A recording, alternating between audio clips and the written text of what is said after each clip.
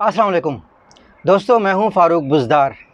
क्या आपको मालूम है इस वक्त दुनिया का हर तरक्की याफ्ता मुल्क पीएचडी या एमफिल के स्कॉलरशिप्स दे रही होती है। सैकड़ों पाकिस्तानी हर साल चाइना चले जाते हैं पीएचडी करने के लिए, अमेरिका चले जाते हैं। Full bright scholarship, Commonwealth scholarship, इस तरह के स्कॉलरशिप्स मिलते हैं जिनमें लाखों का पैसा होता है। सवाल ये पैदा होता है कि दुनिया के ये तरक्की याफ्ता ममालिक लाखों करोड़ों रुपए पाकिस्तानी, इंडियन, बांग्लादेशी या अपने मुल्क के रिसर्चर्स पे क्यों खर्च रहे हैं। किसी भी मुल्क के तरक्की याफ्ता होने के लिए एक ख़ास नंबर ऑफ़ पीएचडीज़ का होना भी ज़रूरी है। हर अदारे में ये कहा जाता है कि पीएचडीज़ को पढ़ाना चाहिए, रिसर्चर्स को पढ़ाना चाहिए। इसकी वजह क्या है?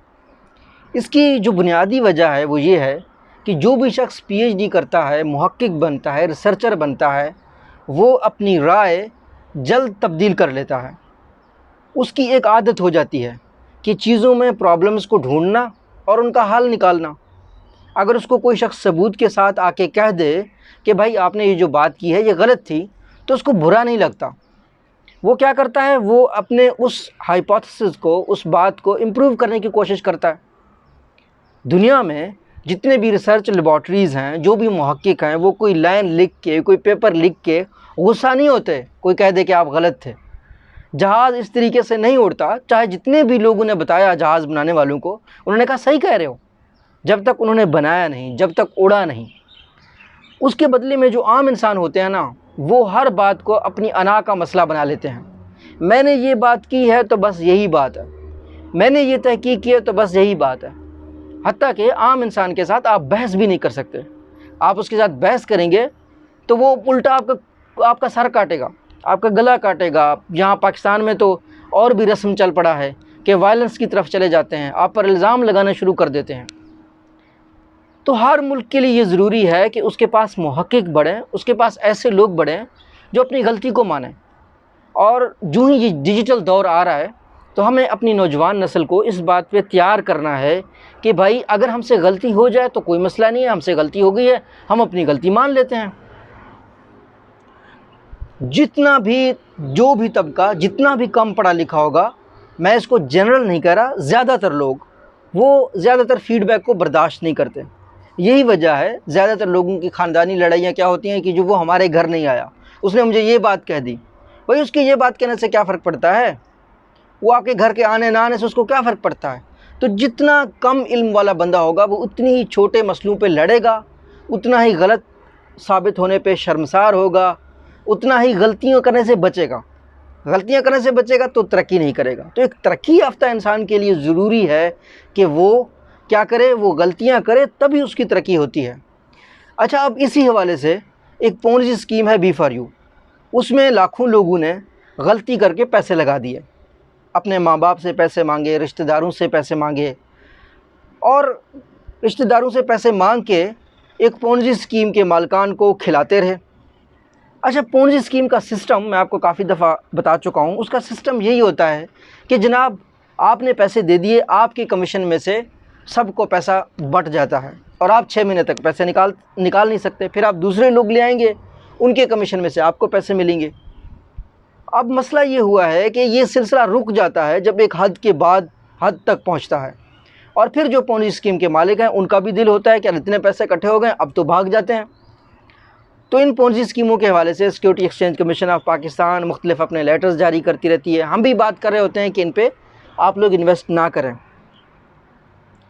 पोंजी स्कीम B4U के साथ बड़े लोगों ने इन्वेस्ट किया, बड़े लोगों ने अपने माँ बाप को, अपने ख़ानदान को, लोगों को पुश किया कि हमें पैसे दो। ये सब के सब हमारे भाई हैं। इनसे असल में गलती हो गई है। गलती किस चीज़ की हो गई है? लालच में आके इन्होंने अपने माँ बाप को लूटा, इन्होंने अपने रिश्तेदारों को लूटा। किसके लिए? एक पोंजी स्कीम के लिए। दुनिया का कोई भी बैंक, कोई भी कंपनी आपको इतना मुनाफा नहीं देती जितना पोंजी स्कीम देती है। क्यों? क्योंकि पोंजी स्कीम पैसों में से पैसा आपको दे रही होती है, उसका कोई बिज़नेस नहीं है।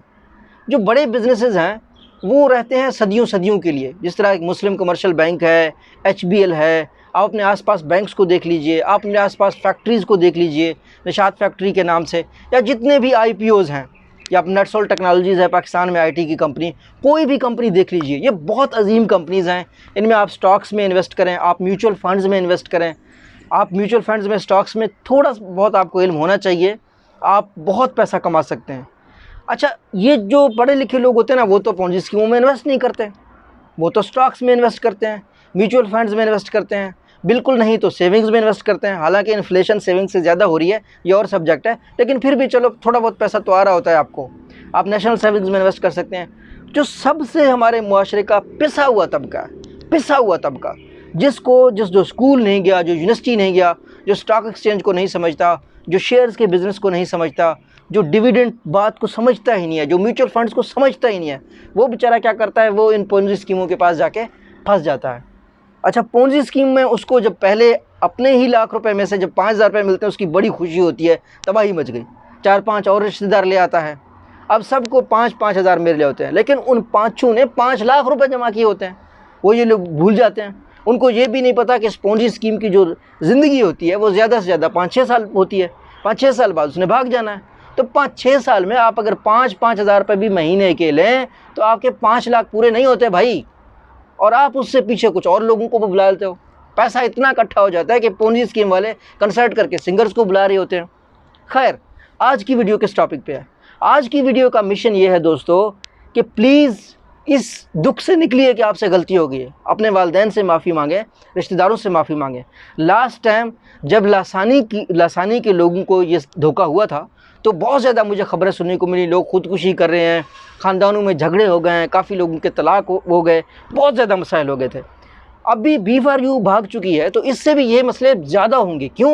کیونکہ یہ ڈبل شاہ نہیں تھا B4U، یہ ٹرپل شاہ تھا. تو اس سے اب کیا ہوگا؟ اب لوگ پریشانی میں ہوں گے، والدین سے آنکھ نہیں ملا پا رہے ہوں گے، خاندان سے آنکھ نہیں ملا پا رہے ہوں گے کہ پونجی اسکیم بھاگ گئی، ہم نے گھر والوں کے پیسے لگا دیے. تو بھائیو، سمپل بات یہ ہے کہ اپنے خاندان والوں سے معافی مانگیں اور ان پونجی اسکیم کے بزنس سے نکل آئیں.